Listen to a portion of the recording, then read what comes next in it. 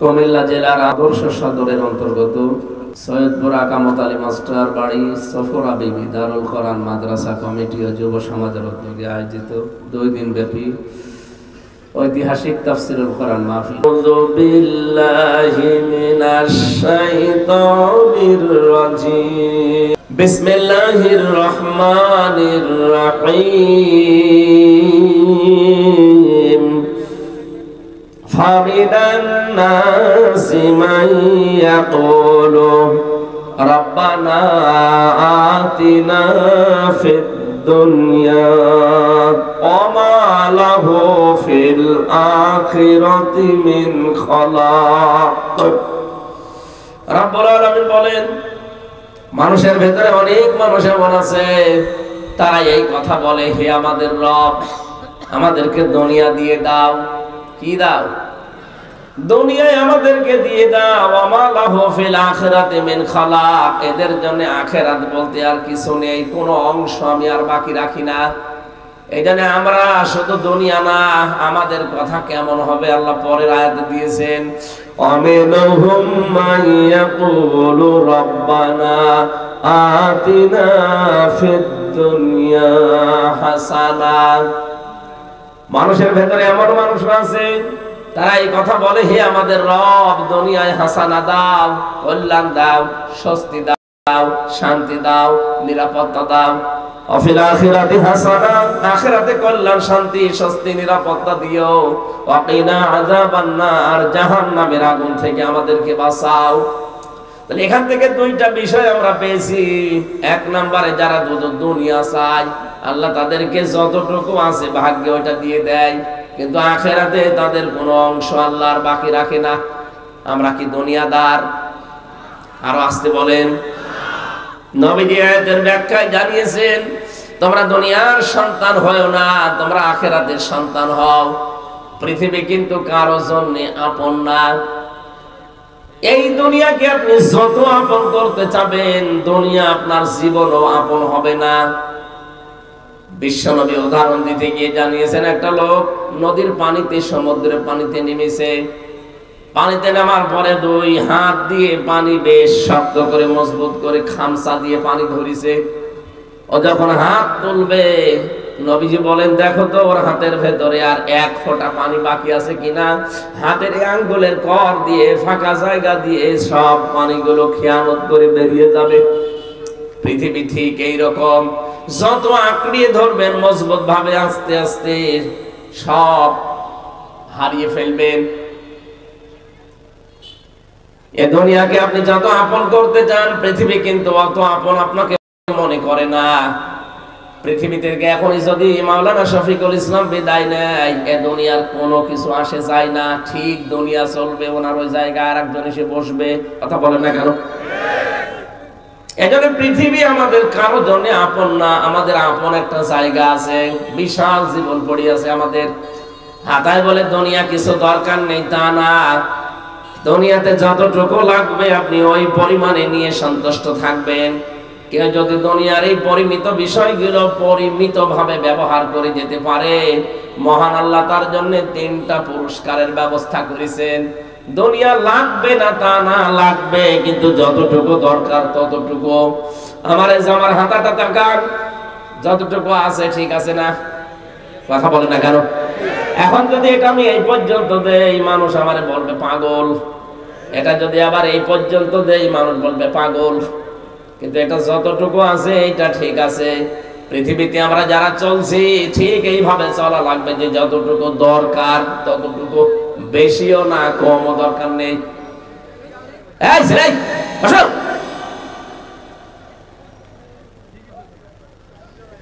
পৃথিবীর এই জমিনটা যেহেতু এইরকম, আপনি যদি পরিমিত ভাবে ব্যবহার করতে পারেন, সূরা আলে ইমরানের 14 নম্বর আয়াতে দলিলটা পাবেন। আল্লাহ কয়েকটা জিনিসের নাম দিয়ে বলেছেন, এগুলো মানুষের কাছে আকর্ষণীয়। যুজ্জিনা লিন-নাসি হুব্বুশ শাহাওয়াতি মিনান নিসা ওয়াল বানিনা ওয়াল কানাতিরিল মুকানতারাতি মিনাজ যাহাবি ওয়াল ফিদ্দা। এখানে 6টা জিনিসের নাম আছে। এই ছয়টা জিনিসের প্রতি আসক্তি, ভালোবাসা, মহব্বত আমি আল্লাহ তৈরি করে দিয়েছি। পৃথিবীতে এই 6টা জিনিস মানুষ চায় বেশি, এদের প্রতি আকর্ষণ বেশি। কিন্তু এই বিষয়গুলোকে যদি পরিমিতভাবে কন্ট্রোল করে মানুষ ব্যবহার করে যেতে পারে, লিল্লাযীনা তাকাউ ইনদা রাব্বিহিম জান্নাত, এই মানুষগুলোর জন্য আমি আল্লাহ 3টা পুরস্কারের ঘোষণা দিলাম। তারা রবকে ভয় করে যদি এগুলোর ব্যবহার করতে পারে, তাদের 1 নাম্বার পুরস্কার দেব আমি আল্লাহ জান্নাত, তাজরি মিন তাহতিহাল আনহার, যার তলদেশ দিয়ে নদী আর নহর প্রবাহমান থাকবে। যেহেতু দুনিয়ায় টাটকা বিষয়গুলো পরিমিতভাবে ব্যবহার করেছে, ও জানতো যে এগুলো মন মতো ব্যবহার করা যায়, কিন্তু না, একটা নির্দিষ্ট সীমানা আছে। স্ত্রীকে আমারও মনে চাই সুন্দর করে সাজিয়ে মানুষকে দেখায়, আপনার চাইতে আমার বউ সুন্দরী কম না। রিমান্ডে আমার স্ত্রীর ওই ইসের ছবিটা ছিল, বিয়ের দিনের একটা ছবি ছিল, ওর ভেতরে শয়তানরা মোবাইলটা নিয়েছিল যেহেতু আগেই, রিমান্ডে ওইটা দেখে আমারে বলছে, হুজুর মানুষ আর মোবাইলের ভেতরে পূর্ণিমার ছবি। কই? এই তো কিসের পূর্ণিমা? এটা আমার ম্যাডাম। হুজুর এত সুন্দর বউ পেয়েছে কি করে? দাঁড়ান আপনার বউ তুলে নিয়ে আসবো। এভাবে বলছিল। ওরা আমার 11 ঘন্টা টাঙিয়ে রেখেছিল মাথায় দড়ি দিয়ে। সর্বশেষ আমাদেরকে বলেছে যে যেগুলো লিখে দিলাম এগুলো ম্যাজিস্ট্রেটের কাছে যে বলবেন। হলে না, এই মিথ্যা কথা আমি বলতে পারবো না। তখন ওই মোবাইল দেখিয়ে বলছে যে মাটির নিচে তো কিছু তো জানি না, 4 ওয়াক্ত নামাজ আমি পড়তেও পারি না, ইশারায় পড়েছি, কয়টা যে বাজে আমি তাও জানতাম না। বলছে এই যে পূর্ণিমার ছবি মোবাইলে। আমি বললাম এটা আমার বউ। বলছে দাঁড়ান আমি এই বউ এবার তুলে নিয়ে আনবো। তখন বললাম যে যা ভাল লাগে করে, কি করবো বলেন তো? অসহায় না কেউ আছে আমার আশেপাশে? সব ওই জালেমরা। আমার ভাইরা,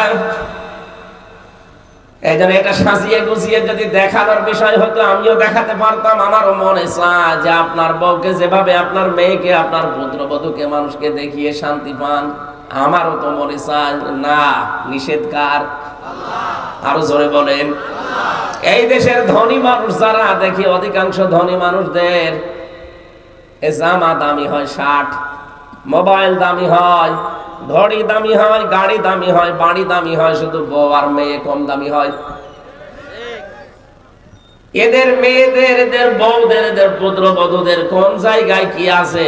অনেকে চোখের এই ক্যামেরা দিয়ে সব একবারেই ফ্ল্যাশ মেরে নেয়। কেন? এটা কি দেখানোর বিষয় দুনিয়ায়? এটা দেখানোর বিষয় আছে শুধু আপনার জন্য, যার বউ সে দেখবে। কথা বলেন ঠিক কিনা? এটা আপনি ব্যবহারটা করলেন সুন্দরভাবে, সঠিকভাবে, উল্টা পাল্টা ব্যবহার করেননি, এই কারণে আল্লাহ আপনাকে 3টা পুরস্কার দেবেন। এমন জান্নাত আল্লাহ আপনার জন্য বানিয়ে রেখেছেন যে জান্নাতের তলদেশ দিয়ে নদী আর নহর প্রবাহমান থাকবে। কয়দিন আপনি থাকতে পারবেন? খালিদিনা ফিহা, চিরকাল। কতদিন? ওয়াজওয়াজুম মুতাহহারা, আল্লাহ বলেন পবিত্র স্ত্রী তোদেরকে দেওয়া হবে। এই মুতাহহারা শব্দের ব্যাখ্যায় আমি পড়েছি, পৃথিবীতে যত সুন্দরী মহিলা হোক 100 ভাগ পবিত্র কোন মহিলা আছে? আসতে বলেন। উপরে ফিটফাট দেখতে কি হবে, ভেতরে সদরঘাট। তার হাতে, কানে, নাকে, মুখে, শরীরের বিভিন্ন জায়গায় ময়লা ভরা। আল্লাহ বলেন এমন আজ এমন স্ত্রী আমি বানিয়ে রেখেছি তোদের জন্য। ওই রকম স্ত্রী যদি পৃথিবীতে একবার মুখ বের করে থুতু নিক্ষেপ করে, তামাম দুনিয়ার পানি সব মিষ্টি হয়ে যাবে। কোনদিন ওই মেয়েটা, ওই হুর, ওই স্ত্রী তোর উপরে রাগ করবে না। এখানে যত বড় আলেম হোক, স্বামী স্ত্রীর ভেতরে কোনোদিন ঠোকাঠুকি হয়নি এমন মানুষ পাবেন? এই যে এটাতে জিজ্ঞেস করেন। যত ভালো মানুষই মনে করেন না কেন, প্রত্যেকের ঠোকামুখি আছে। স্ত্রীর 100 ভাগ মন পাওয়া সম্ভব না। আল্লাহ বলেন এই নিয়ামতটা আমি নিজে বানাবো জান্নাতে। ওয়াজওয়াজুম মুতাহহারা, কোনদিন তোর বউ, তোর স্ত্রী তোর উপরে কোনদিন রাগ করবে না, মনোমালিন্য হবে না। জোরে বলেন সুবহানাল্লাহ। এটা যে কত বড় জরুরি দামি জিনিস, কত দরকারি জিনিস, আমরা যারা বিবাহিত তারা টের পাই। আজ হাজারো পরিবারে স্ত্রীর মন খারাপ থাকার কারণে স্বামীর আয়ু কমে যাচ্ছে। কারণে অকারণে স্ত্রী কথা বন্ধ করে দেয়। কি কথা বলছে না কেন? আর মেয়ে লোক যদি কথা বন্ধ করে দেয় বাড়িতে, ওই পরিবারের মতো এরকম অশান্ত পরিবারের দুনিয়ায় আর নেই। একটা ঘটনা পড়েছিলাম, স্ত্রীর সাথে কথা বলে না স্বামী, কি শাড়ি কেনা নিয়ে। স্বামী বলছে ঠিক আছে, আমারও কথা বন্ধ, তুমি যদি নিজের থেকে কথা না বলো ছাতা আমিও বলবো না। এই রাতের বেলা শীত চলছে, স্ত্রীর কাছেও থাকে না, বাইরে থাকে। খড়পটায় আগুন লাগিয়ে লাগিয়ে খড়পটার আগুনের তাপ নেয়। আল্লাহর ইশারা 3 দিনের মাথায় একদিন খড়পটার আগুন বেয়ে বেয়ে ওর লুঙ্গিতে লেগে গেছে, ও তো টের পায়নি। স্ত্রী জানালার ফাঁকা দিয়ে তাকিয়ে দেখছে আগুন লেগে গেছে জায়গায়। চিন্তা করছে এখন যদি কথা বলি তাহলে আমার প্রেস্টিজ নষ্ট হবে, কথা বলবো না, যাক ওর পুড়িয়ে যায় যাক। আবার মনে মনে ভাবে ওর যদি পুড়িয়ে যায় তাহলে আমার কি হবে, কি? কিন্তু কথা তো বলা যাবে না, কথা বললে আমার প্রেস্টিজ যাবে। কি করা যায়? স্ত্রী তখন জানালা থেকে মুখ অন্যদিকে ঘুরিয়ে জোরে জোরে বলতেছে, আমি কারোর সাথে কথাও বলি না, কারোর সাথে লুঙ্গিতে আগুন লাগলে তাও বলি না। স্বামী চিন্তা করছে হচ্ছে কি, তাকিয়ে দেখে লুঙ্গিতে আগুন। তাড়াতাড়ি আগুন লিভিয়ে বলছে দরকার নেই, জীবনে আর কোনোদিন বেঁচে থাকতে বউর সাথে কথা বন্ধ করবো না, এখনই পুড়িয়ে দিতাম। সম্মানিত মা বোন, বিভিন্ন জায়গা আছেন আমি জানি, কান খাড়া করে শোনেন। এই দেশে হাজারো স্ত্রীর কারণে পুরুষ মানুষের আয়ু কমে যাচ্ছে। আপনি কারণে অকারণে বিনা কারণে স্ত্রী কথা বন্ধ করে দেয় স্বামীর সাথে, ও বেচারা শেষ পর্যন্ত মারতেও পারে না, সহ্যও করতে পারে না, মানসিক রোগী হয়ে যায়। এরকম পুরুষ মানুষ দেশে নেই? কারা কারা আছেন হাত তোলেন তো অনেকেই আছে না। মা বোন যারা শুনতে পাচ্ছেন, এমনকি এই যে রেকর্ড হচ্ছে শুনবে, আপনি কি মনে করছেন স্বামীর এই মন খারাপ নিয়ে আপনি জান্নাতে যেতে পারবেন? জীবনও না। কোন স্ত্রী যদি মারা যায় আর স্বামী যদি বলে মন থেকে যে না আমার বউ কিন্তু সত্যি ভালো ছিল, আমার মন মতো ছিল, নবীজি বলেন ওই স্ত্রীকে আল্লাহ নিজ গুণে মাফ করে দেবেন। আল্লাহ মেয়েদেরকে খাদিজাতুল কুবরার মতো হওয়ার তৌফিক দেন, বলেন আমিন। হযরতে খাদিজার জীবনী পড়লাম, কোনদিন হযরতে খাদিজাতুল কুবরা রাদিয়াল্লাহু তাআলা আনহা এক ওয়াক্ত নামাজ পড়েননি, একটা রোজা রাখেননি, একটা টাকা তিনি যাকাত দেননি, একবারও তিনি হজও করেননি। কারণ এই বিধানগুলো সব তার ইন্তেকালের পরে নাযিল হয়েছে। একটা জীবনে নামাজ পড়লেন না, রোজা রাখলেন না, যাকাত দিলেন না, হজ করলেন না, অথচ আল্লাহ নিজে জান্নাতে তার জন্য একটা ঘর বানিয়ে পাঠিয়ে দিয়েছে স্বামী স্ত্রীর কাছে। নবীজি বসে আছে, জিবরাইল এসে বলে হে নবী, আল্লাহ আমাকে একটা সুসংবাদ পাঠিয়েছেন যে খাদিজা আপনার স্ত্রী, তার জন্য আল্লাহ নিজে জান্নাতে একটা নয়েজ মুক্ত, আওয়াজ মুক্ত ঘর বানিয়েছে। ওই ঘরে খাদিজা ছাড়া কেউ প্রবেশ করতে পারবে না। আপনি খাদিজা আসলে বলবেন যে আল্লাহ তাকে সালাম দিয়েছে এবং আমি জিবরাইলও তাকে সালাম দিয়েছি। পৃথিবীতে একটা মহিলাকে আল্লাহ নিজে সালাম পাঠিয়েছেন। আর একজন মহিলা, সে ঘর চেয়েছিল আল্লাহর কাছে, এই জন্য আল্লাহ তার জন্য ঘর বানিয়েছিলেন, তার নাম আসিয়া। তার জন্য আল্লাহ ঘর বানাননি, তিনি ঘর চেয়েছিলেন।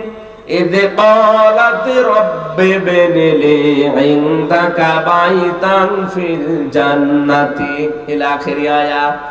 হযরতে আসিয়া বলেছিল, মাবুদ তুমি আমার জন্য একটা ঘর বানিও জান্নাতে, যেখানে বসে বসে তোমারে দেখা যায়। তার জন্য আল্লাহ ঘর বানাননি, তিনি বানাতে বলেছিলেন তাই। কিন্তু খাদিজার জন্য আল্লাহ নিজে ঘর বানিয়ে পাঠিয়ে দিয়েছেন, আর বলেছে এই ঘরটা নয়েজ মুক্ত, আওয়াজ মুক্ত। কেন? হযরতে খাদিজাতুল কুবরা স্বামীর জন্য তার একটা ঘরকে তিনি নয়েজ মুক্ত, আওয়াজ মুক্ত রাখতেন, গোলমাল মুক্ত রাখতেন। বাড়ি থেকে বাইরে যখন নবীজি যেতেন, বাইরে থেকে আসলে ওই ঘরে প্রবেশ করলে তিনি শান্ত হয়ে যেতেন। মা বোনেরা, স্বামী যখন বাইরে থেকে আসবে, ঘরটা আপনি আওয়াজ মুক্ত করে ফেলবেন, একটা শান্ত নির্মল পরিবেশ তৈরি করবেন ঘরটায়। ও বাইরের পরিশ্রান্ত শরীর বাড়িতে আসলে যেন অন্তত শান্ত সৃষ্ট হয়ে যায়। এমনও স্বামী আমরা এখানে আছি, বাইরে থেকে কর্মজীবন শেষ করে বাড়িতে আসলে মনে হয় ঘরটা জাহান্নাম। কথা বলেন না কেন? আপনাকে খাদিজাতুল কুবরার সাথে আল্লাহ জান্নাত দেবে, আন্দাজে দেবে। সে তার স্বামীর জন্য নয়েজ মুক্ত করতেন, ঘর আওয়াজ মুক্ত, আর আপনি আওয়াজ যুক্ত করে রাখেন। যত সমস্যা ঘরে আসলে 14টা ফরমালিটি আপনি আমার কানে শোনান। আশা করছে হাদিসটা মেনে খাদিজাতুল কুবরার সাথে জান্নাতি হওয়ার চেষ্টা করবেন। বলেন আমিন। যে কথাটা বলতে পর্যন্ত এসেছিলাম, হযরতে খাদিজাতুল কুবরা রাদিয়াল্লাহু তাআলা আনহা প্রতিদিন রাতের বেলা তিনি স্বামীর জন্য দরজার সাথে হেলান দিয়ে তিনি ঘুমিয়ে থাকতেন। নবীজি যে আসতেন একবার ডাক দিতেন খাদিজা, সঙ্গে সঙ্গে খুলে যেত। বিশ্বনবী প্রতিদিনই জিজ্ঞাসা করতেন ঘুমাও না রাতের বেলা? খাদিজাতুল কুবরা বলে, হে রাসূল, আপনি বাইরে থাকেন দিনের কাজে, দিন প্রচারে, আমি টেনশনে থাকি, কখন না জানি কোন বিপদ আপনার উপরে চলে আসে। বাড়িতে আসার পরে যদি বারবার ডাকতে থাকে, উঠতে আমার দেরি হয়ে যেতে পারে। এজন্য যতক্ষণ আপনি বাড়ি না আসেন ততক্ষণ ঘুম লাগলেও আমি দরজার সাথে হেলান দিয়ে ঘুমাই। আল্লাহ এই কাজটা এত বেশি পছন্দ করেছেন স্বামীর পেছনে শ্রম দেওয়ার জন্য, যে জান্নাতে আল্লাহ ঘর বানিয়ে তার সুসংবাদ দুনিয়ায় পাঠিয়ে দিয়েছে। বলেন সুবহানাল্লাহ। এজন্য স্ত্রীর কাজ হচ্ছে আজওয়াজুল মুতাহহারা, জান্নাতে আল্লাহ এমন পবিত্র স্ত্রী দান করবেন যে কখনো আপনাকে টেনশন দেবে না, আপনাকে আওয়াজ নয়েজ এগুলো দেবে না, সব সময় আপনার উপরে সন্তুষ্ট থাকবে। এরকম বউ পাওয়া যায় কত বড় নিয়ামত। ওয়ারিদওয়ানুম মিনাল্লাহ, সবচাইতে বড় বিষয় আমার আল্লাহ নিজে তার সন্তুষ্টি প্রকাশ করবেন। বলেন সুবহানাল্লাহ। আমি শফিক সাহেবের বাড়িতে গেলাম মেহমান হিসাবে, উনি আমারে নিলেন। বাড়িতে যে সালাম দেওয়ার পরে বসিয়েছে, উনি যদি আমার উপরে রাজি খুশি না থাকে, ঠিক আছে এসেছে আর করবো কি, খাবারের থালা প্লেট নিয়ে বসে খা নে, আমার খুব ভালো লাগবে।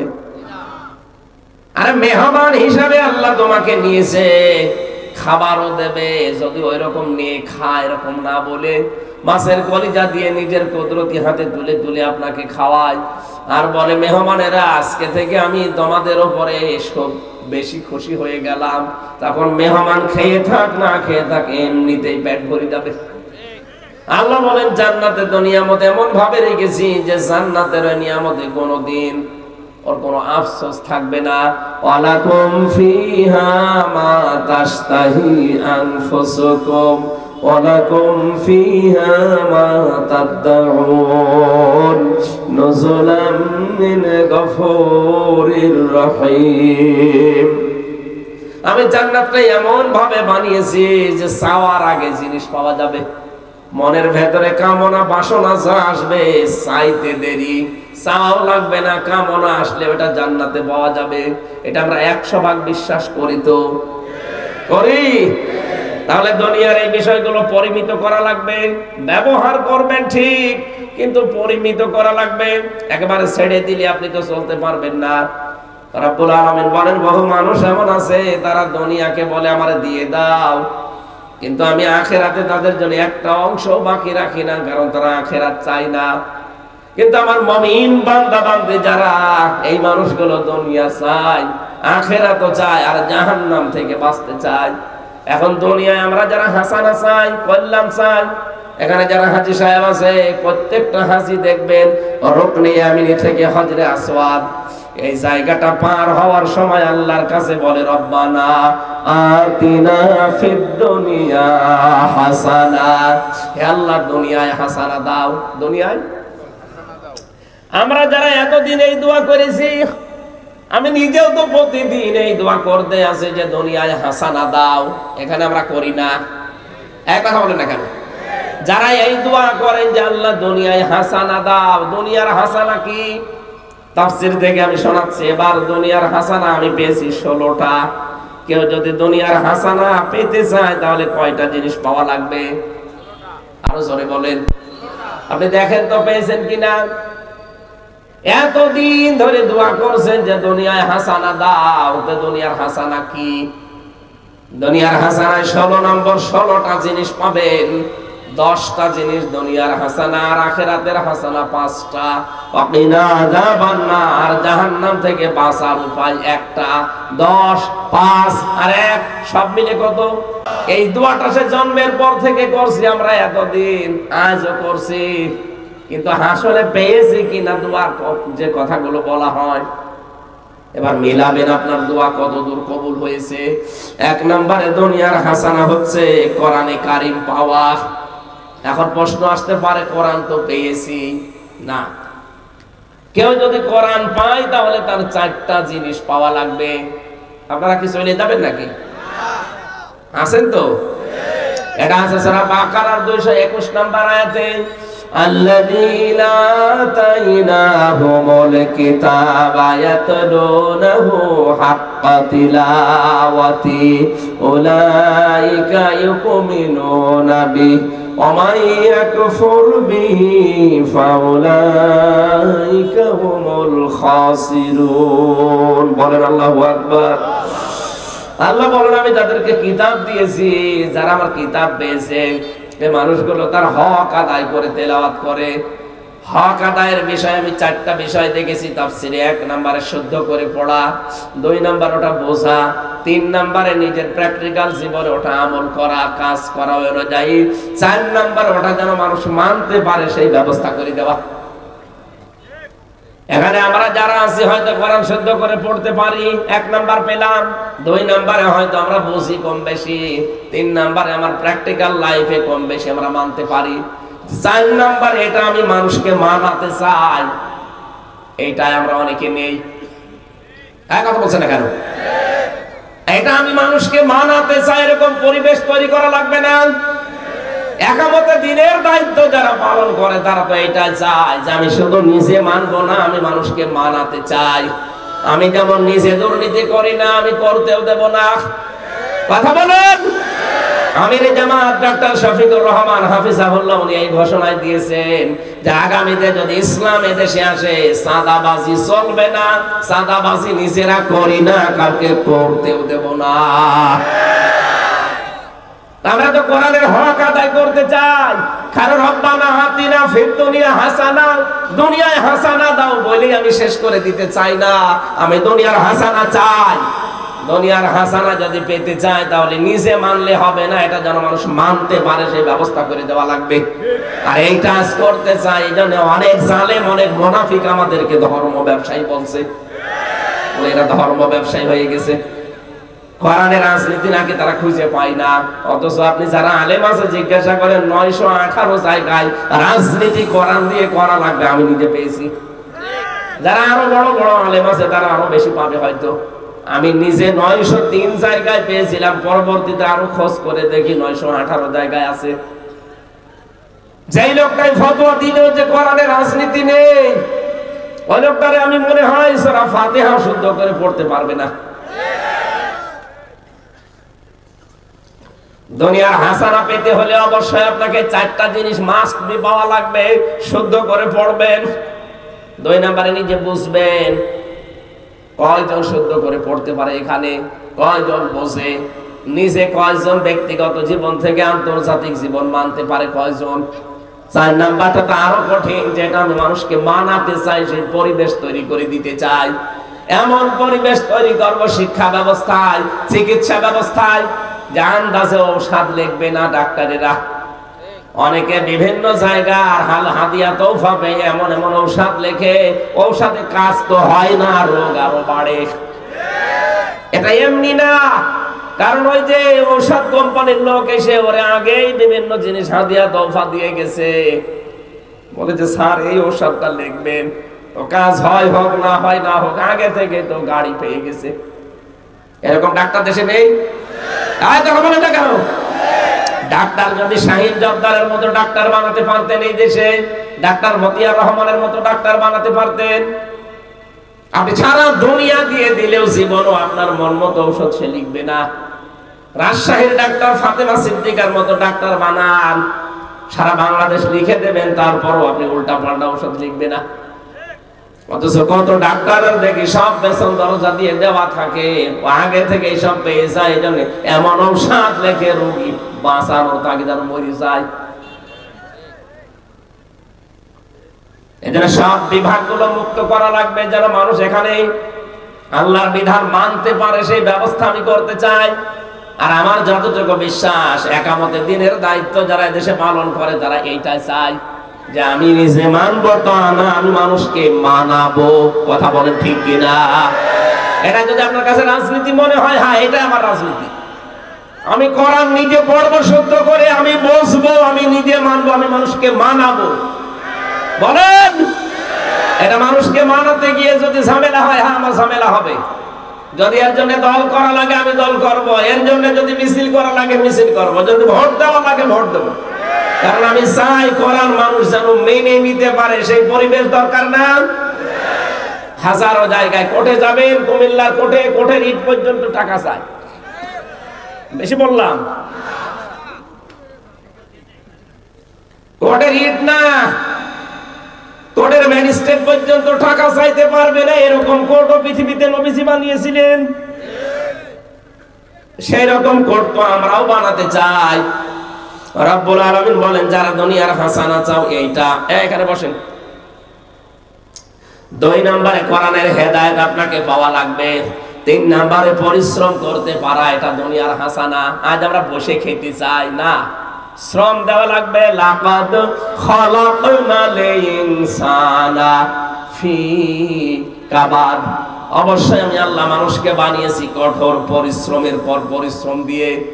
আপনার বাবার স্ফলিঙ্গ দিয়ে যখন এই দ্রুত গতিতে বীর্যটা বের হয়ে যায়, বিজ্ঞান এখন কম্পিউটারে দেখতে পাচ্ছে 1 ফোঁটা নাপাক পানির ভেতরে 40,000 আমির হামজা তৈরি হওয়ার ক্ষমতা আছে 1 ফোঁটা নাপাক পানির ভেতরে।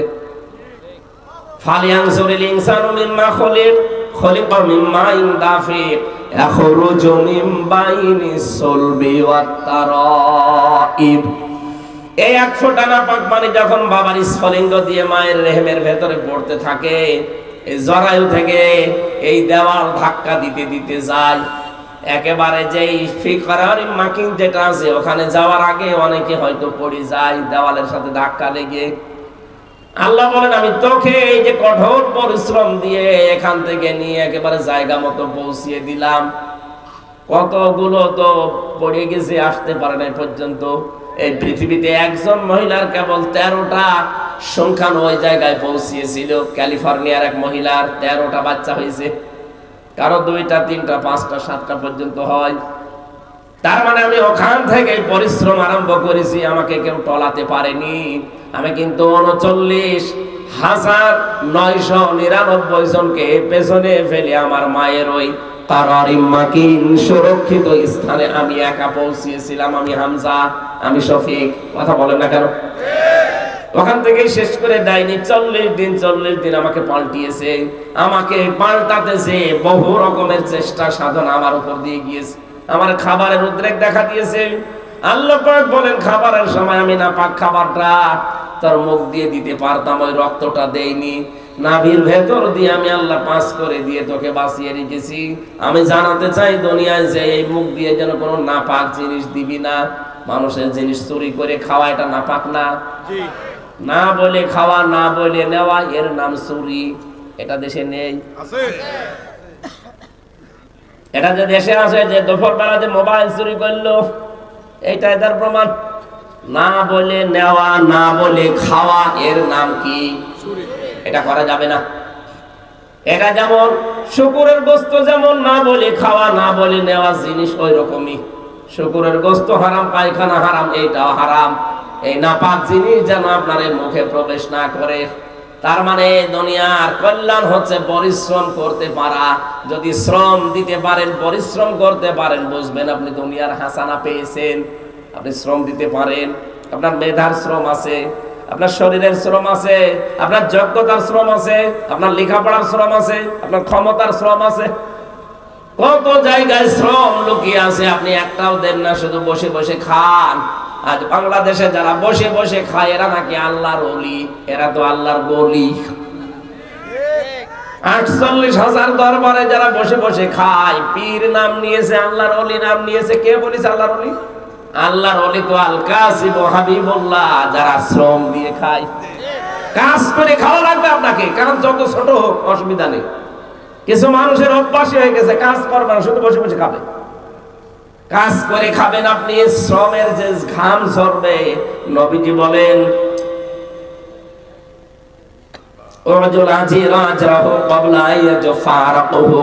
শ্রমিকের ঘাম শুকিয়ে যাওয়ার আগে তার টাকাটা হাতে ধরিয়ে দাও। এত মর্যাদা, এত মূল্য শ্রমিকের।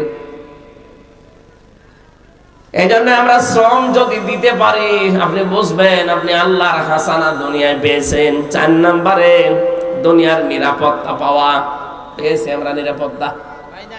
অমান দাখলাহু কানা আমিনা। রাব্বুল আলামিন বলেন যারা কাবার চত্বরে প্রবেশ করে তাদেরকে নিরাপত্তা দেন কে? এখানে শিক্ষা আছে। এদিকে তাকান, কাবার এই চত্বরটায় বিধান চলে আমার আল্লাহর। এখানে কোনো শিরিক নাই। কথা বলে না কেন? শিরিক নেই এখানে। এই জন্য আমার আল্লাহ জায়গাটা নিরাপত্তা দিয়েছেন। আমার বাংলাদেশ কি কাবা শরীফ? বলেন বলেন। এইটাকে যদি আমরা এখন নিরাপত্তা দিতে চাই, মাস্ট বি এই জায়গাটাও শিরিক মুক্ত করা লাগবে। সুতরাং 56,000 বর্গ মাইল যদি আমরা শিরিক মুক্ত করতে পারি, এই দেশটাও আমার আল্লাহ নিরাপত্তা দিয়ে দেবেন। সূরা আনাম 7 নাম্বার পারা 17 নাম্বার পৃষ্ঠার প্রথম নাম্বার লাইনের 82 নাম্বার আয়াতের প্রথম অংশটা পাবেন। আল্লাযীনা আমানু ওয়া লাম ইয়ালবিসু ঈমানাহুম বিযুলমিন উলাইকা লাহুমুল আমনু ওয়া হুম মুহতাদুন। রাব্বুল আলামিন বলেন যারা ঈমান আনে, ঈমানের সাথে এখানে জুলুম মানে শিরিক। তাফসিরে আছে জুলমিন আই শিরকিন, যারা নিজেদের ঈমানের সাথে শিরিক মিশ্রণ করবে না। শিরিক এখন কাকে বলে এটা আপনাকে আগে জানা লাগবে। আল্লাহ যেটা পারে ওইটা অন্য কেউ পারে, এই কথা বিশ্বাস করার নাম শিরিক।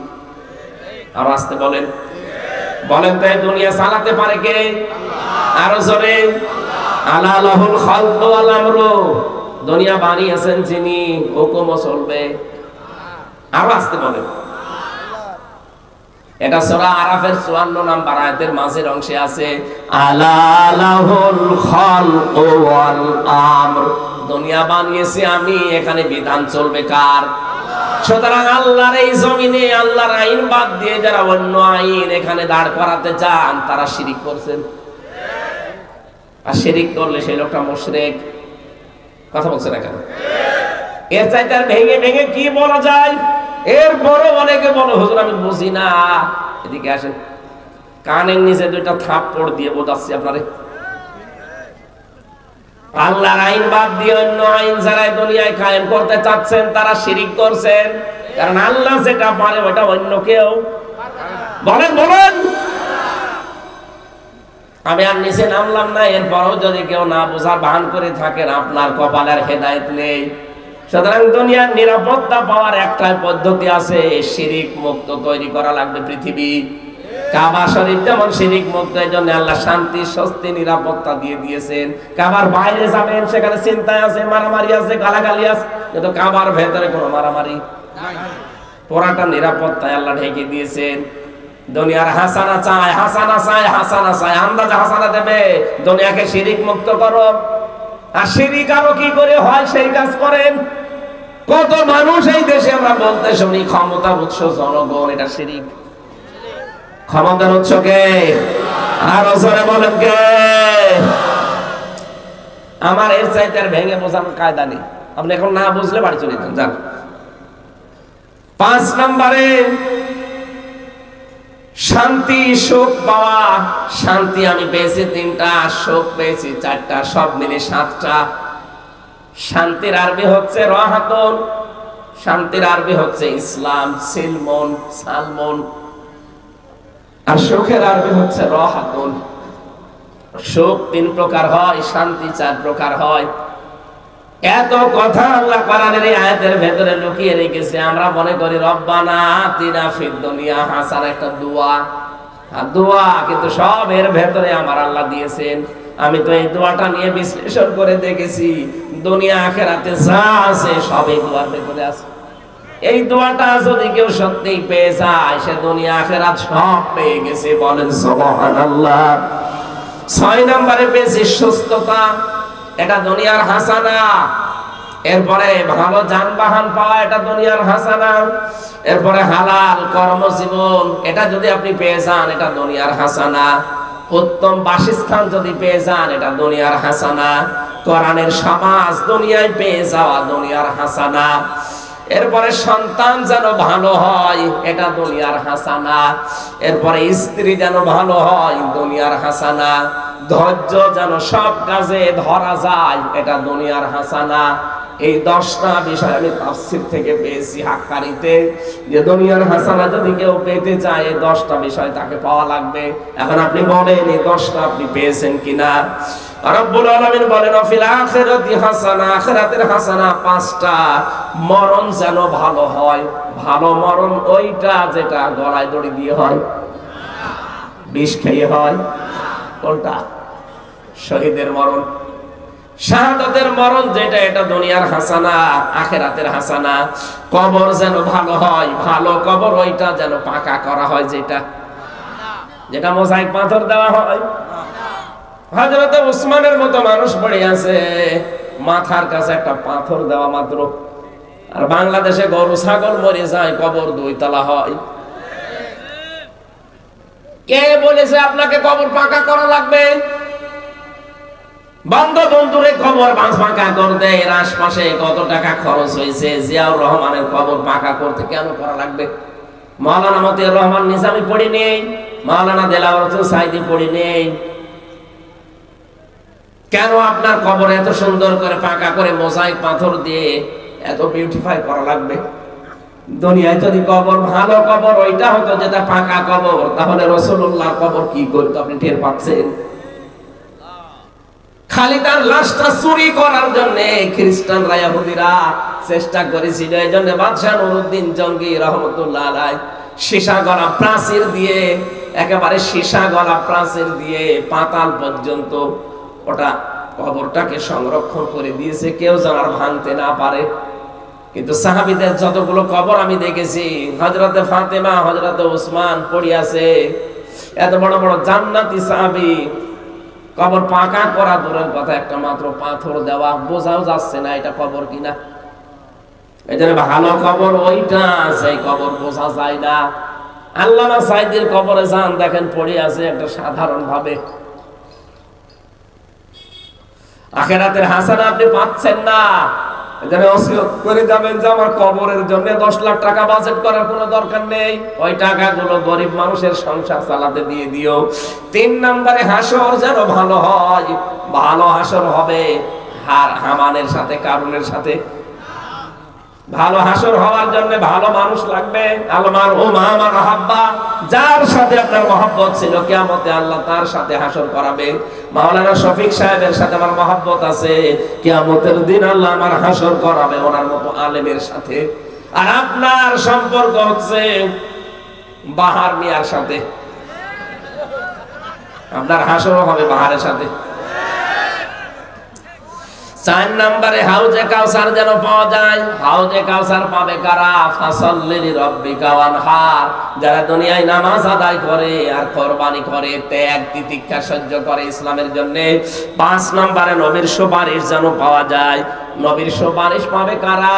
সূরা তাহা 109 নম্বর আয়াতে আছে, ইয়াউমা ইযিল্লা তানফাউশ শাফাআতু ইল্লা মান আযিনা লাহুর রাহমানু ওয়া রাদিয়া লাহু কাওলা। এই 5টা জিনিস যদি আপনি পেয়ে যান দুনিয়ায় মরণের পরে, তাহলে আপনার আখিরাতের হাসানা আপনি পাবেন। ওয়াকিনা আযাবান্নার, জাহান্নাম থেকে আমাদের বাঁচাও। নবীজি বলেন জাহান্নাম থেকে বাঁচার উপায় মাত্র একটা, হাল আদুল্লুকুম আলা তিজারাতিন তুনজিকুম মিন আযাবিন আলীম। তোমাদেরকে এমন একটা ব্যবসার কথা বলবো যেটা করলে জাহান্নামের আগুনে যাওয়া লাগবে না। আল্লাহ রাসূলের উপর ঈমান আনার পর তাদের বিধানকে জমিনে কায়েমের জন্য জান আর মাল দিয়ে চেষ্টা করে যাওয়া। যালিকুম খায়রুল লাকুম ইন কুনতুম তা'লামুন। এইটাই উত্তম কাজ যদি তোমরা জানো। তাহলে জাহান্নাম থেকে বাঁচার উপায় একটা আছে, জান আর মাল দিয়ে জমিনে আল্লাহর বিধান কায়েমের জন্য চেষ্টা করা লাগবে। কয়টা বিষয় পেলাম আজকের আয়াতে? 16টা। কয়টা? আরো জোরে বলেন। দুনিয়ার হাসানা কয়টা? 10টা। দুনিয়ার হাসানা আরো জোরে। আপনি যে প্রতিদিন মোনাজাত করেন রব্বানা আতিনা ফিদ দুনিয়া হাসানা, আল্লাহ দুনিয়ার হাসানা দাও, আপনি পেয়েছেন কিনা এবার বলেন। আমি যেগুলো মিলালাম কোরআন দিয়ে, আপনি পেয়েছেন এগুলো? না, পাননি। আপনি প্রথমটাই তো পাননি। কোরআন যে পড়া লাগবে, কোরআন পাওয়ার হক কয়টা? শুদ্ধ করে পড়া, নিজে বোঝা, নিজে আমল করা, আর মানুষ যেন মানতে পারে সেই ব্যবস্থা করার চেষ্টা করা। যারা আজ করে যাচ্ছে তারা জালেমের টার্গেট ছিল। যতদিন পর্যন্ত আল্লামা শফি হেফাজতের সাবেক আমির কোরআন পড়েছে, বুঝেছে, নিজে আমল করেছে, কোনো শত্রু ছিল না। যখনই বলেছে না এটা আমি মানুষকে মানাতে চাই, তখনই তার নাম হয়ে গেছে তেতুল হুজুর। আল্লামা সাইদি যতদিন কোরআন পড়েছে, বুঝেছে, নিজে আমল করেছে, শত্রু ছিল না। যেই বলেছে না এটা আমি মানুষকে মানাতে চাই, তখনই তার বরাতে জেলখানা। এক কথা বলে না কেন? আমাকেও তো ধরার পরে পড়েছিল জালেমরা, যে আপনাকে যা বলতে বলি এগুলো শুধু বলবেন। আপনাকে আমরা ওলামা লীগের সেক্রেটারি বানিয়ে দেব কুষ্টিয়া ভার্সিটি, এরকম না। আমার যে লোকটা ধরেছিল আসাদুজ্জামান, কাউন্টার টেরোরিজমের এই শয়তান, এ আমারে বারবার চোখ বেঁধে নিয়েছে তোর ঘরে, পেছনে হাত বেঁধে চোখ বেঁধে নিয়ে গিয়ে বলতো আপনার এত ঝামেলা দরকার কি? সারাটা জীবন নষ্ট করবেন। আবার মানুষকে বলতো আশপাশে যারা থাকতো যে পিটান এরে, দেন এরে পিটান, উল্টো করে পিটান। আমার অফার দিত বারবার যে আপনাকে আমরা অফার দেই, কথা বলেন না কেন? বললাম চোখটা খুলে দিন দেখি আপনার চেহারাটা। মানুষ নামে একটা টাটকা শয়তান আমার বারবার বলেছে আমরা কুষ্টিয়া ভার্সিটির আপনার ওলামা লীগের সভাপতি বানিয়ে দেব, সেক্রেটারি বানিয়ে দেব। শুধু যা বলতে বলি এগুলো বলবেন আদালতে, না মিথ্যা কথা বলা যাবে না। জামাত ইসলামের বিরুদ্ধে, শিবিরের বিরুদ্ধে, আকিজ গ্রুপে আমি চাকরি করতাম, আকিজের বিরুদ্ধে বলবেন, তার মানে ওদের বিরুদ্ধে বলি ওদেরকে কালার করবে আর ওদের কাছ থেকে মাল খাবে। এই জন্য কে যেন একটা গান বেঁধেছে, আগে কি সুন্দর মাল কামাইতাম আমরা।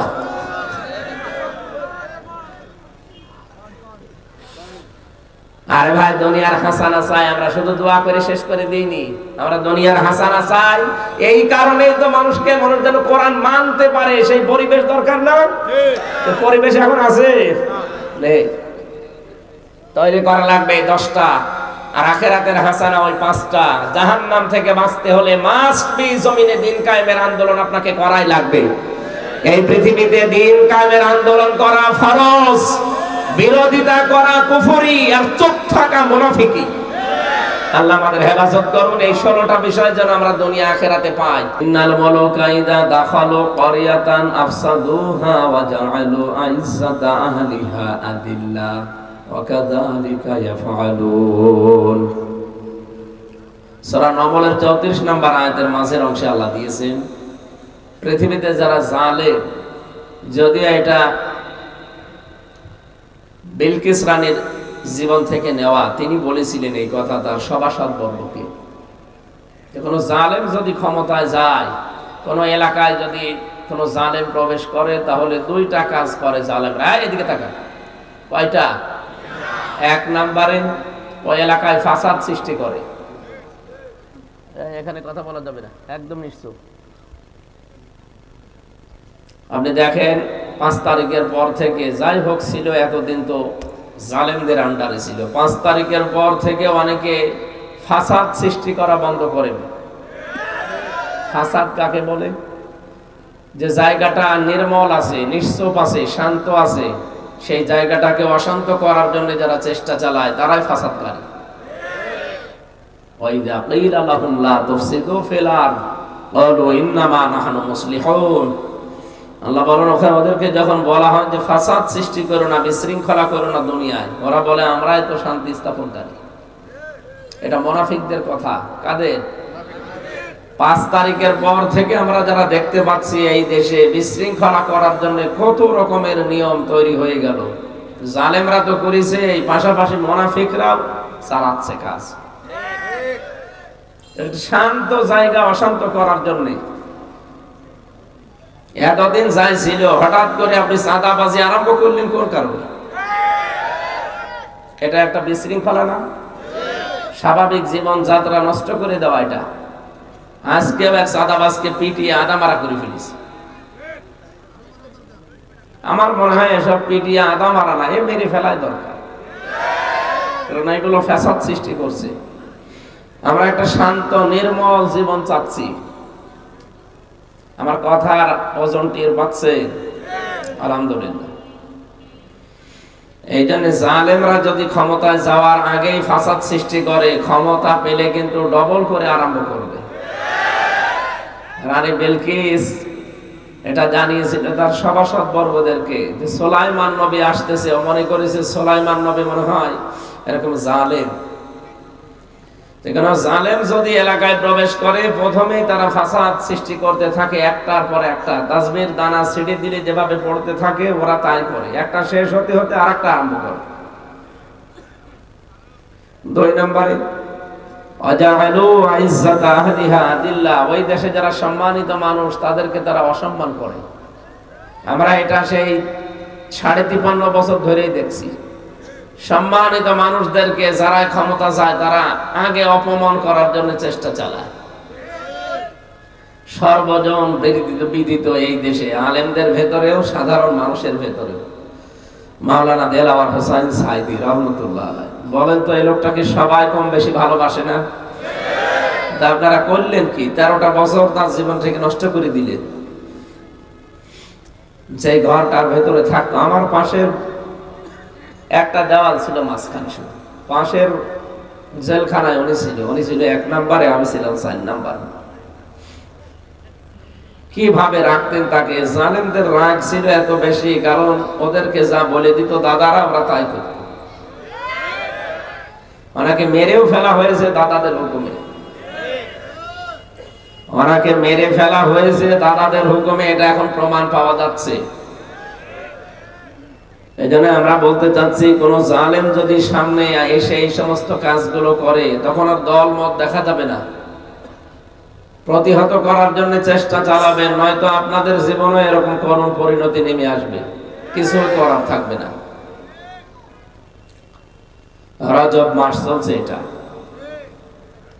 বিশ্বনবীকে এই মাসে আল্লাহ নিজের গবেষণাগারে নিয়ে গিয়েছিলেন। 27টা বছর একাধারে নিজে হাতে কলমে তাকে শিখিয়েছে, 14টা বিষয় শিখিয়েছিলেন। সামনে যেহেতু একটা কল্যাণময় রাষ্ট্র নবীকে দিয়ে গঠন করাবেন, একটা শান্ত নির্মল কল্যাণময় রাষ্ট্র তৈরি করতে কি কি কর্মসূচি হাতে নেওয়া লাগে, এগুলো আল্লাহ তাকে 27 বছর ধরে ধরে শিখিয়েছিলেন। আমরা এই দেশে যারা গবেষণা করি, যারা পিএইচডি করি, এমফিল করি, 2 বছর আর 5 বছর, খুব মিলে 7 বছর লাগে। গবেষণা করতে কয় বছর লাগে বলেন তো? মাত্র 7 বছর। একটা বিষয়ের উপরে আপনাকে ডক্টরেট ডিগ্রি দিয়ে দেবে।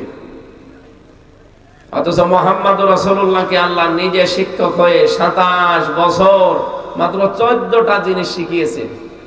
এই 14টা কাজ যদি আপনি অ্যাপ্লাই করতে পারেন, ব্যক্তি, পরিবার, সমাজ এবং রাষ্ট্রের ভেতরে তারা যদি মেনে নেয়, আমি আল্লাহ গ্যারান্টি দিলাম ওটা কল্যাণময় রাষ্ট্র গঠন হয়ে যাবে। এখন যারা দায়িত্বে আছেন, ডক্টর মোহাম্মদ ইউনূস সহ, আমরা চাই আপনারাও কোরআনে কারীম পড়েন। সূরা বানী ইসরাঈলের 23 থেকে 38, এই 16টা আয়াতে 14টা বিষয় করা আছে। এগুলো আমাদের ব্যক্তি, পরিবার, সমাজ এবং রাষ্ট্র এবং আন্তর্জাতিক মহলে যতটুকু পারেন অ্যাপ্লাই করেন, তাহলে এই দেশটা দাঁড়িয়ে যাবে। যদিও জালেমরা বিশাল ঋণের বোঝা আমাদের দিয়ে গেছে। উনি যাওয়ার সময় যে 14টা ব্রিফকেস নিয়ে গেল, সব তো মাটি ভরা ছিল, কি ছিল? সবগুলো নিয়ে চলে গেছে। তারপরও আমরা দাঁড়িয়ে যাব, কারণ আমাদের এই দেশের মানব সম্পদ যারা আমরা আছি, মানুষ না, আমরা সম্পদে পরিণত হব ইনশাআল্লাহ। এদেশে এই কয়েকদিন আগে আমি যাচ্ছিলাম আপনাদের এই জেলার উপর দিয়ে, পাইলট আমারে বলছিল হেলিকপ্টারে যে এই যে বিশাল বিশাল জায়গাগুলো দেখতে পাচ্ছেন, যারা পালিয়ে গেল এরা যদি টাকা পয়সাগুলো বাইরের দেশে পাচার না করি, যদি এই দেশে কর্মসংস্থান তৈরি করে দিত, 36 লাখ যুবক এখন বেকার। কত? এই মানুষগুলোর কর্মসংস্থান তৈরি হয়ে গেলে এরা চুরি, ডাকাতি, ছিনতাই, চাঁদাবাজি এগুলো করতো না। মানুষের পেটে যখন খাবার না থাকে তখনই থাবা দেয়। এরা তো টাকা সব পাচার করে হয় সাহেব পাড়া নাই বেগম পাড়া বাড়িয়েছে। আমার কুষ্টিয়ার মাহবুবুল আলম হানিফ, ওর জীবনে আজকে 21 মিনিট ধরে একটা ডকুমেন্টারি দেখলাম। কি করেছে লোকটা! 15 বছর আগেও মাছ বিক্রি করতো, আর 15 বছরে কত হাজার হাজার কোটি টাকার মালিক শুধু হাসিনার বিয়ে হওয়ার কারণে। সব ভিডিও আকারে দেখাচ্ছে সাংবাদিকরা। এতদিন প্রচার করেননি বলে করবো কি করি? এখন সুযোগ পেয়েছে, কানাডায় কি বাড়ি বানিয়েছে। ও যদি কিয়ামত পর্যন্ত হায়াত পায় আর যদি বৈধ উপায় করে, ওই বাড়ি বানানো ওর দ্বারা সম্ভব না। সব আমাদের টাকা। কুষ্টিয়া জেলার টয়লেট থেকেও টাকা নিত। ওই যে পৌরসভার যে টয়লেট আছে না, ওখানে যারা টয়লেট করতে যাবে 5 টাকা দিয়ে, 2 টাকা দিয়ে, পোষাবে 2 টাকা, পায়খানায় 5 টাকা, ওখান থেকেও টাকার ভাগ নিত। এই টাকা দিয়ে গড়েছিল বিশাল সাম্রাজ্য। আগেই ছেলে মেয়ে আর বউকে পাঠিয়ে দিয়েছে, পরে এই যে পালিয়েছে। আমি মালয়েশিয়া গিয়েছিলাম কয়েকদিন আগে, দেখি এখানে সাহেব পাড়া আছে। ওই শয়তানরা তো আর সাহেব পাড়ায় থাকে না, থাকে সব হোটেলে। যেই হোটেলে উঠে নিচে নেমে দেখি 2 শয়তান বসে চা খায়। কি গো এখানে? হুজুর আমরা আগে পালিয়েছি। দিনকাল ভালো না বুঝতে পারছিলাম, এখানে আগেই পালিয়েছি। কেন সাহেব পাড়ায় থাকবেন না? না, ওখানে থেকে মায়ের খাবো। এদেশেও বাঙালি আছে, ওখানে তালা মারা সব। যদি দেখে যে বাড়িতে আমরা আছি, পিটিয়ে ভক্ত মানিয়ে ফেলবে। কি করলেন আপনি? টাকাগুলো যদি দেশে কাজে লাগাতেন, এভাবে পালানো লাগতো না। আর এই মানুষগুলোকে বাইরে যে অনেকে ঝাড় দেয়, রাস্তা ঝাড়ু দেয়, টয়লেট পরিষ্কার করে, বাংলাদেশ থেকে যারা বাইরের দেশে যায়, বহু মানুষকে আমি দেখেছি। এরকম কাজ বাইরে যে করা লাগতো না, নিজের দেশে অন্তত সম্মানজনক একটা কর্মজীবন তৈরি হতো।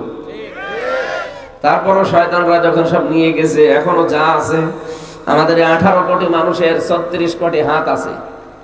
এই হাতগুলোকে আজ আমরা কর্মের হাত বানাবো, তাহলে এই জনসংখ্যা জনসম্পদে পরিণত হবে ইনশাআল্লাহ। ফালাকাদ কাররামনা বানি আদম, মানুষকে আল্লাহ বলেন আমি সম্মান দিয়েছি। সুতরাং মানুষের সম্মান নিয়ে সিনেমিনি খেলা যাবে? আরো জোরে বলেন। এদের সম্মান দেওয়া লাগবে। সম্মানিত মানুষদেরকে যারা সম্মান দিতে চান না, আল্লাহ উল্টা করে তাদেরকে ওই বিপদে ফেলে। এই যে কুমিল্লা জেলা না এটা, এর পাশের জেলা চাঁদপুর, ওখানে আল্লাহর এক মহিলা ওলি ছিল, বলতো ফিটনেস বিহীন বিএনপি, লাইসেন্স বিহীন জামাত। কি দীপুমণি? আমি এই যে মামলার হাজিরা দিতে যাই, তো ওই আল্লাহর ওলির সাথে দেখা হয়। ও যা যা বলেছে ওই কথা আল্লাহ ওর উপরে এখন উল্টো করে ফেলিস। ওর এখন ফিটনেস নেই, লাইসেন্স নেই। চেহারার যা অবস্থা, ফিটনেস আছে শুকিয়ে গেছে, আর লাইসেন্স তো নেই। জালেমদেরকে আল্লাহ এত করেন পরিণতি দেবে ভাবতাম, কোরআনে পড়তাম, কিন্তু মনে হয়তো আরো দেরি হবে। এত তাড়াতাড়ি আল্লাহ দিয়ে দেবে আমি জানতাম না। যা যা বলেছে ওরা, আল্লাহ মনে হচ্ছে ওইটা উল্টিয়ে ওদের উপরে কাজে লাগাচ্ছে। বলেন তো এখন বাস্তবে আপনি অন্যদিকে নেবেন না।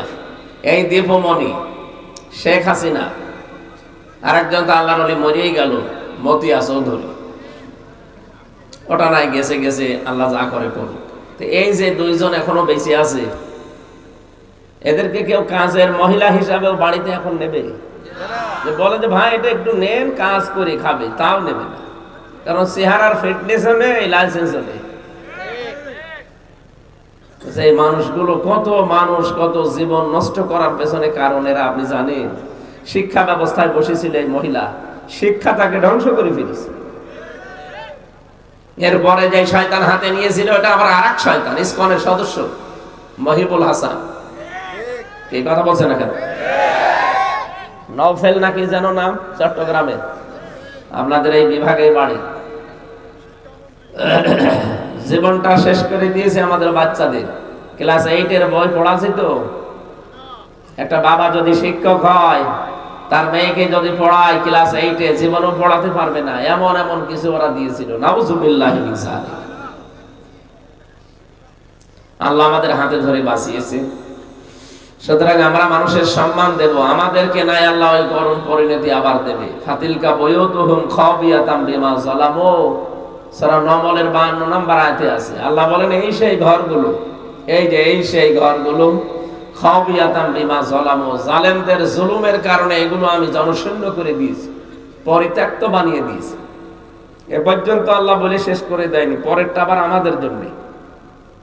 আপনারা আছেন তো? আয়াতটা কত বাস্তব।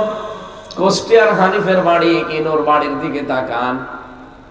ওদের বাড়ি ঘরগুলো শুধু মানুষ ভেঙেই দেয়নি, পোড়াটা এখন জাতীয় টয়লেট হয়ে গেছে। মানুষজন দেখি 4-5 জন করে যায়, কেউ এদিকে কেউ এদিকে কেউ এদিকে কেউ এদিকে, মনে হচ্ছে যে জামাত বদ্ধ টয়লেট চলছে। এমনি আল্লাহ এগুলো করেনি। এই বাড়িগুলোতে বসে বসে ওরা দুর্বিসন্ধি করতো, কাকে সকাল বেলা বিপদে ফেলবো। কি বেশি বললাম আমি? ওখানে বসে বসে জুলুমের দুর্বিসন্ধি হতো যে কাকে বিপদে ফেলবো সকালে, বিনা কারণে এরকম একটা মানুষকে ধরিয়ে দিত। কিছু জানে না লোকটা, ঘরে ঘুমিয়ে আছে, ঘুম থেকে উঠে দেখছে থানার হাজতে। কি গো এখানে কি? বলছে তুই গাছ কেটেছিস। কখন? স্বপ্নে। এটা কুমিল্লা ছিল না?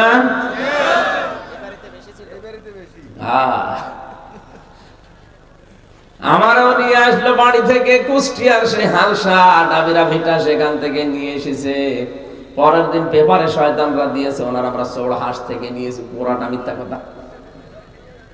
তো মিথ্যা ওরা বলে কি করি? শয়তান মাঝে মাঝে আমার মনে হয় চিন্তা করতো যে আল্লাহ আমি এই দেশে থেকে করবো, আমার চাইতে বড় বড় শয়তান এখানে আছে, আমিও জীবনে এত মিথ্যা কথা বলি, আমি অন্য দেশে যাই।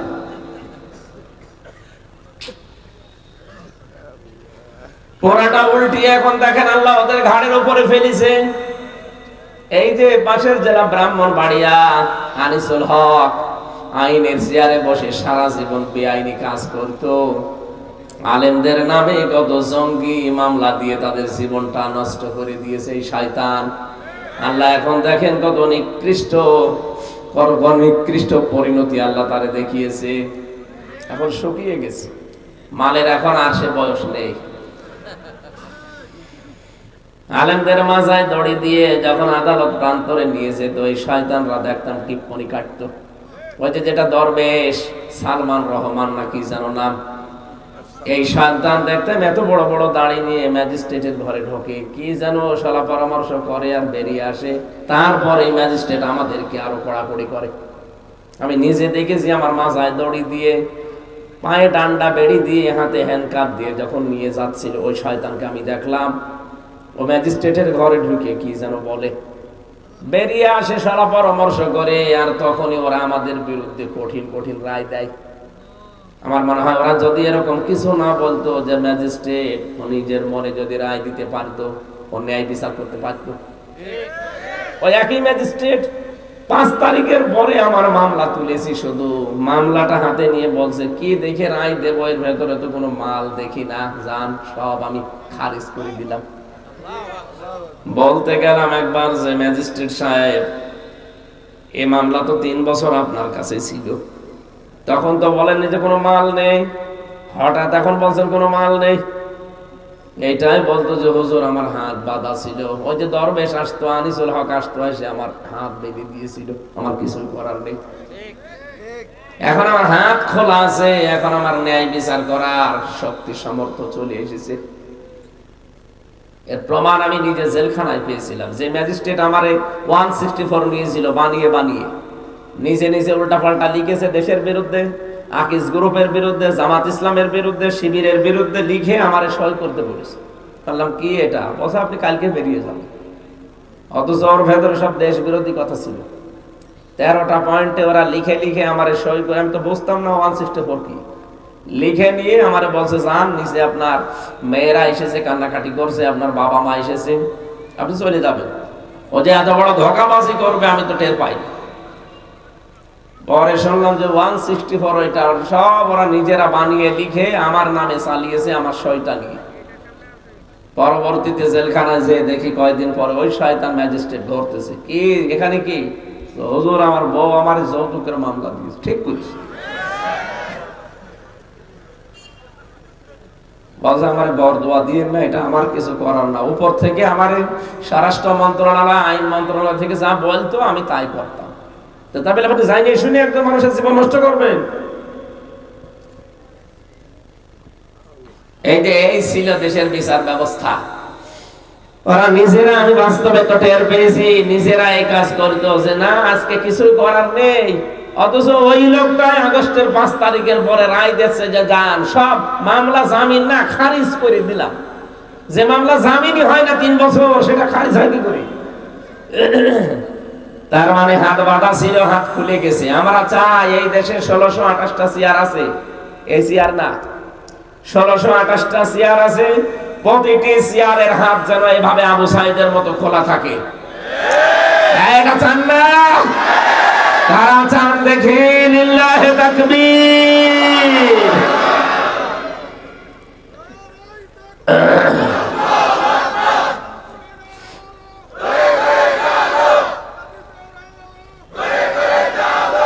আলহামদুলিল্লাহ ভাই, আমার ভাইরা, আল্লাহ এখানে যেন হাতের আঙ্গুল দিয়ে এভাবে দেখাচ্ছে এখানে কত আলেম বসে আছে। দেখেন ফাতিলকা বয়ুত হোম বাইতুন দেননি, বয়ুত বহু বছর, হোম মানে তাদের। আল্লাহ বলেন এই সেই ঘরগুলো খাবিয়াতান আমি জনশূন্য করে দিয়েছি, বিমা জলাম, এদের জুলুমের কারণে। আমি হানিফের বাড়ি ইনোর বাড়ির কথা বললাম এই কারণে দুইটা আমি দেখেছি। বাকি সারা দেশের 630টা থানা কম বেশি জালেমদের বাড়ি ঘর আমি দেখতে চাই, একটু যে দেখি যে কিচ্ছু নেই, পায়খানার প্যান পর্যন্ত খুলি নিয়ে চলে গেছি। আপনাদের এই জেলার এই যে লালমাই, লাকসাম, এখানে 2 জন পরপর মন্ত্রী ছিল, ওদের বাড়ি ঘর যে দেখেন, বাড়ি ঘর গুলো এখন জনশূন্য পরিত্যক্ত হয়ে গেছে। কত রাগ ছিল মানুষের বলেন তো? বাড়ি ঘরের ইট পর্যন্ত মানুষ যদি খুলি নিয়ে চলে যায়। আল্লাহ বলেন এটা করেছিলাম এই কারণে, কারণ যে জায়গায় জুলুম হয়, অত্যাচার হয়, ওই জায়গাটা অভিশপ্ত হয়ে যায়। কিন্তু দুঃখজনক হলেও সত্য, এই আজকে দেখলাম আয়না ঘরের দৃশ্যগুলো অনেকে এখন রং করে মুছে দিয়েছেন। ওখানে অনেক কয়েদি যারা 14 বছর 12 বছর 10 বছর গুম হয়েছিল আয়না ঘরে, তারা কত কিছু লিখে রেখেছিল, ওই কথাগুলো দেখলাম মুছে দিয়েছে। আজকে পেপারে ছবি বেরিয়েছে। কেন মুছে দিলেন? জালেমদের এই নিশানাগুলো মোছা ঠিক হয়নি, এগুলো দিয়ে বিচার করার দরকার। কত কঠিন বিষয়। মার বাবাকে এক রুমে আটকে রেখে দুধের শিশুকে আর এক রুমে রেখে দুধ খেতে দেয়নি মায়ের এই মহিলা। আন্তর্জাতিক রিপোর্ট বের হয়েছে কালকে, যে ছেলে মেয়েকে দুধ পর্যন্ত খেতে দিত না বাচ্চাদের। মা বাবাকে ব্ল্যাকমেইল করে বলতো এটা বলা লাগবে, নয়তো আপনার ছেলে মেয়েকে দুধ খাওয়াতে পারবেন না। কত নিচে নেমেছিল মানুষ। আমি নিজে দেখেছি এই আঙ্গুলগুলো মানুষের নখ এত বড় বড় হয়ে যেত। এই নখগুলো দিয়ে তারা দেয়ালে শিয়ালে এইভাবে লিখে রাখতো ভাঙ্গা ভাঙ্গা অক্ষরে, যে ভাই যদি কেউ বাইরে যেতে পারেন এই নাম্বারটা জানাবেন যে আমি বেঁচে আছি। আজ 5 বছর 7 বছর 10 বছর পড়ে আছে, কেউ জানে না। এমন কেউ যে কোথায় আছে তাও জানে না। ভাঙা ভাঙা অক্ষরে দেখলাম লিখে রাখতো যে ভাই আমি যদি কেউ বাইরে যেতে পারেন আমার এই নাম্বারটা একটু জানিয়ে দেবে, যে আমি আজ কয় বছর আছি জানি না, কিন্তু আমি বেঁচে আছি। আর মানুষ এখন এই জালেমের পক্ষে সাফাই গাইছে, কি করেছে ববো পালিয়ে যাওয়া লাগবে। শয়তান তোমার সাথে তো হয়নি, আমি নিজে ভিকটিম, আমি টের পাই। আমার ওই কথাগুলো মনে উঠলে এখনো গা শিউরে ওঠে। 3টা বছর আমার ফাঁসির কন্ডেম সেলের ভেতরে 24 ঘন্টা তালা লাগানো। কারারক্ষে আমার জন্য 2টা বরাদ্দ ছিল, আবার সিসি ক্যামেরা দিয়ে রাখতো আমার সাথে কেউ যেন কথা না বলে। কেন আপনি এগুলো করলেন? কি লাভ পেয়েছেন? এখন তো নিজে দেশে থাকতে পারলেন না। যা অবস্থা করে গেছে, মরণের আগে আর দেশে আসতে পারবে? মানুষ পিটিয়ে ভর্তা বানিয়ে ফেলবে। আর 5 মিনিট থাকার আহ্বান করছিলেন যে আর 5 মিনিটে আমি একটু বক্তব্য দেবো। 5 মিনিট হলে একেবারে আলু ভর্তা হয়ে যেতেন। সেদিন যে মৌলভী বাজারে যাবার সময় হেলিকপ্টারের যে পাশে যে দরজা আছে ওটা তো হুক সিস্টেম। আমি শুধু হাত দিয়েছি, পাইলট আমারে বলছে ওখানে বেশি হাত দেবেন না, খুলে গেলে কিন্তু পড়ে যাবে। আমার মনে মনে হচ্ছিল আল্লাহ, ওরা 2 বোন পালিয়ে গেল, একটু খুলে যেত, একটু যদি খুলে যেত তাহলে কি হইতো গো। আর যদি আমার সামনে পড়তো, 2 জনরা আমি একেবারে আল্লাহর ওলি বানিয়ে ফেলতাম। এর পরের অংশটা যেহেতু আমাদের জন্য, সেজন্য পরের অংশটা আমি বলছি। এবার আলেম যারা আছেন তারা ভালো করে খেয়াল করবে। কোন সূরা বললাম যেন? সূরা নমল, 19 নাম্বার পারা, 20 নাম্বার পৃষ্ঠা, 7 নাম্বার লাইনের 52 নাম্বার আয়াত, শেষের অংশে পাবেন ইন্না ফি যালিকা লায়াতাল লিকাওমিন ইয়ালামুন। রব্বুল আলামিন বলেন অবশ্যই এর ভেতরে শিক্ষা আছে, যারা জ্ঞানী তাদের জন্য লামে তাকিদ আছে। এখানে কি শিক্ষা নেওয়া? বড় শিকড় যদি আল্লাহ কেটে ফেলতে পারে, বলেন তো কত বড় গভীর শিকড় ছিল জালেমদের। কোনদিন ওরা ভেবেছে যে 41 সালের আগে ওদের কিছু হবে? ভাবেও নাই। ইউনিয়নের দারোয়ান থেকে শুরু করে সংসদ পর্যন্ত সব ওদের লোক সেট করা ছিল। তাও প্রতিটি স্তরে 8-10 জন করে ওদের লোক। আমি তো রিমান্ডে দেখেছি সবই ওদের। মামলার আয়ু ওদের, ম্যাজিস্ট্রেট ওদের, পিপি ওদের, জজ ওদের, রায় দেবে ওদের, রিমান্ডে নেবে ওরা, সবই ওরা। আমাদের জন্য একটা উকিল নাম কাগজে দাঁড়ায় তো তার কথা শুনলেও চলে, না শুনলেও চলে। এত বড় বিশাল শিকড় নিয়ে এগিয়ে যাচ্ছিল। আল্লাহ বলেন ফাকুতিয়া দাবিরুল কওমিল্লাযিনা যালামু, জালেমদের শিকড় কাটা হয়ে গেছে। কেটেছে কে জানা নেই। কতিয়া মজুর না, এর ফাইল জানা নেই। সারা বাংলাদেশে জালেমদের এই বাড়ি ঘর প্রতিষ্ঠান, এদের অফিস আদালত যে সব মাটির সাথে মিশে গেল। কে করেছে আপনি একটা ধরেন যে এইটা লোক, না ফাইল জানা নেই। হানিফের বাড়ি যে মাটির সাথে মিশে গেল, এত বড় বাড়ি, ওর মায়ের বাড়ি 8 তলা 10 তলা, ওর বাড়ি 4 তলা। কে করেছে আজ পর্যন্ত কোনো খবর নেই, কারণ ফাইল জানা নেই। আল্লাহ বলেন ফাইল জানা নেই কারণে, কারণ পরবর্তীতে জালেমরা যে অ্যাকশন নেবে কি করে কাউকে তো পাবে না। এই জন্য ফাইল আমি ঠিক রাখি নাই। কে ভেঙেছে কেউ জানে না। আমি যদি এত বড় শিকড় সব উল্টিয়ে ফেলতে পারি নাম না জানা অবস্থায়, আগামীতে যারা চেয়ারে বসবেন তারা যদি জালেম হয়, তাদের বাড়ি ঘর 5 বছর পরে শ্মশান হয়ে যাবে। এখানে হিসাব নিকাশ করে পথ আগাবেন। অনেকে তো পাগল হয়ে গেছে, টের পাচ্ছেন কিছু বাস্তবতা। তারেক জিয়া ওখান থেকে পাগল হয়ে গেল যে কি শুরু করেছে এরা। মনে হচ্ছে ক্ষমতায় আমরা চলে এসেছি। অত সহজ না। এদেশে ইসলামপন্থী সব এখন এক হয়ে যাচ্ছে। আমেরিকার একটা আন্তর্জাতিক রিপোর্ট পেয়েছেন আপনি, গোয়েন্দা সংস্থার। ওরা তো খ্রিস্টান, ওরা আন্দাজে রিপোর্ট বানায়নি। ওরা কি আমার মামাতো ভাই? ওরা রিপোর্ট দিচ্ছে কি এই দেশে তৃতীয় এক শক্তি ইসলামপন্থী যারা, তাদের জাগরণ হচ্ছে, এরা সামনে রাষ্ট্র ক্ষমতায় বসতে যাচ্ছে। এমনি এমনি বলে নাই। আগস্টের 5 তারিখের আগে এই দেশে মাত্র 100 জনের 15 জন মানুষ চাইতো যে দেশে ইসলাম কায়েম হোক। এখন মানুষ 100 জনের 58 জন চাচ্ছে এই দেশে ইসলাম কায়েম হোক। এদেশে সব এখন এক হয়ে যাচ্ছে। এক করে দিচ্ছে কে? আল্লাহ। দেখেন সব এক হয়ে যাবে। অথচ কিছু মানুষ এই দৃশ্য দেখে তারা পাগল হয়ে গেছে। তাদের এখন আর কিছু করার নেই, তারা আন্দাজে মিথ্যা ছড়াচ্ছে। যে ফজু পাগলা একজন আছে এই কিশোরগঞ্জে, আগে ছাত্রলীগের সভাপতি ছিল, হাসিনা নমিনেশন দেয়নি, ওটা দল পাল্টিয়ে যোগ দিয়েছে আর এক দলে। ফজলুর রহমান, নাম হচ্ছে ফজু পাগলা। ও বলছে এই দেশে ইসলামপন্থী যারা আছে বাইরের দেশের মুসলমানকেও যদি নিয়ে আসে সব মিলে এরা 10 ভাগ ভোট পাবে। আরে ভাই ভোট এই 15 বছর হয়েছে, আপনি আন্দাজে বলেন কেন? ভোট দিয়ে দেখেন কয় ভাগ পায়। আন্তর্জাতিক রিপোর্ট কিছু খেয়াল করে না, আন্দাজে মানুষকে এখন দেখছে যে কিছু করার নেই, তো উল্টা পাল্টা বলে একটু সাহস নিয়ে যা থাকা যায়।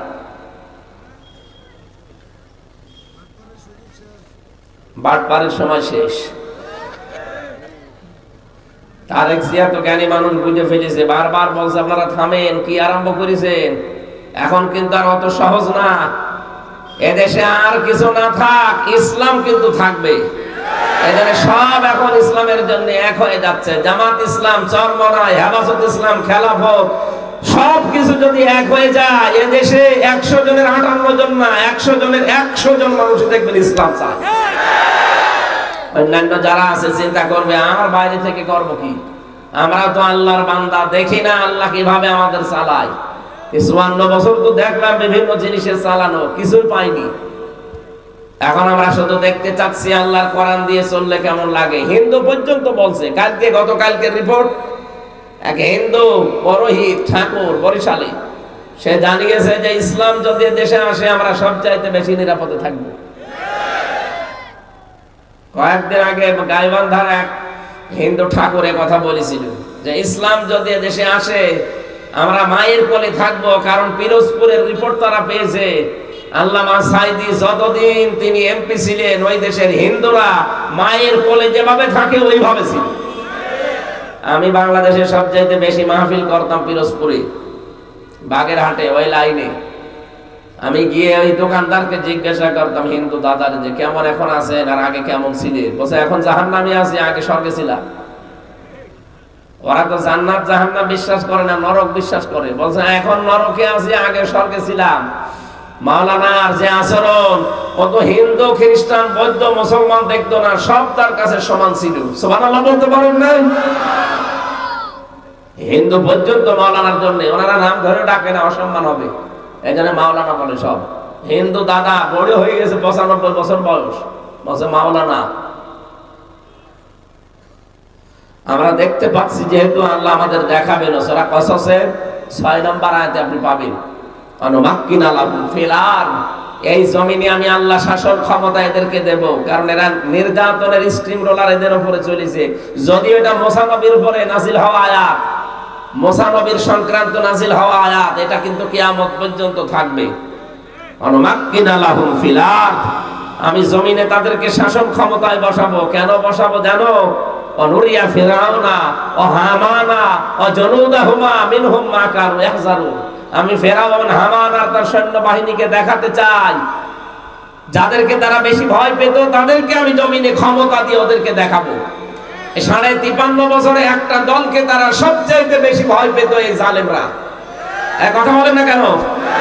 আল্লাহ যেন এখন হাতে করে তাদেরকে জমিনের শাসন ক্ষমতা দিয়ে দেখাতে চাচ্ছেন।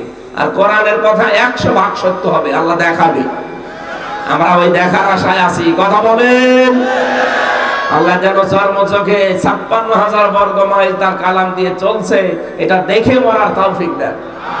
আরো জোরে বলেন আমিন।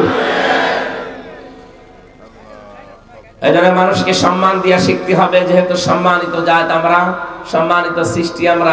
আল্লাহুম্মা আমিন। লা ইলাহা ইল্লা আনতা সুবহানাক ইন্নী কুনতু মিনাজ জালিমিন। ربنا آتنا في الدنيا حسنة وفي الآخرة حسنة وقنا عذاب النار رب العالمين। সৈয়দপুর কুমিল্লা জেলার সৈয়দপুরের দিকে তুমি তাকাও, হাজার হাজার বান্দা বান্দি আমরা এখানে বসে বসে তোমার কোরআনের কথা শুনছিলাম। দুনিয়া এবং আখিরাতের জন্য যে কল্যাণ হাসানার কথা তুমি জানালে, কম বেশি আমরা অনেকেই জেনে ফেলেছি। এই 16টা বিষয় তুমি আমাদের জীবনে দিয়ে দাও। 2 দিন ব্যাপী এই মাহফিলটা করার জন্য তোমার বান্দারা যে শ্রম দিল, ময়নাল মাস্টার আল্লাহ তাআলা যত যুবককে সাথে নিয়ে প্রবাসী যারা আছে এই এলাকার বহু মানুষ, এই প্রবাসীরা নিজেদের হালাল রুজি থেকে টাকা পয়সা পাঠিয়েছে। যত মানুষ কোরআনের জন্য চেষ্টা চালিয়েছে, প্রত্যেকটি মানুষকে মঞ্জুর করে দাও। এলাকায় কবরে যারা ঘুমিয়ে আছে কবরগুলো জান্নাতুল ফেরদাউস বানিয়ে দাও। মাহফিলের সভাপতি একজন আলেম মানুষ মাওলানা আব্দুল জব্বারকে কবুল করো। মাওলানা হোসাইন মাহফুজ, মাওলানা বদরুল ইসলাম খান, আগামীকাল যারা আসবেন শ্রদ্ধাভাজন বড় ভাই মাওলানা আব্দুল্লাহ আলামিন, শামীম বিন সাইদি, মাওলানা ইহিয়া তাকি, জনায়েদ আহমেদ সহ যত আলেমরা আসবে, মাওলানা শফিকুল ইসলাম সহ প্রত্যেকটি আলেমকে তুমি আলেম হিসাবে কবুল করে নাও।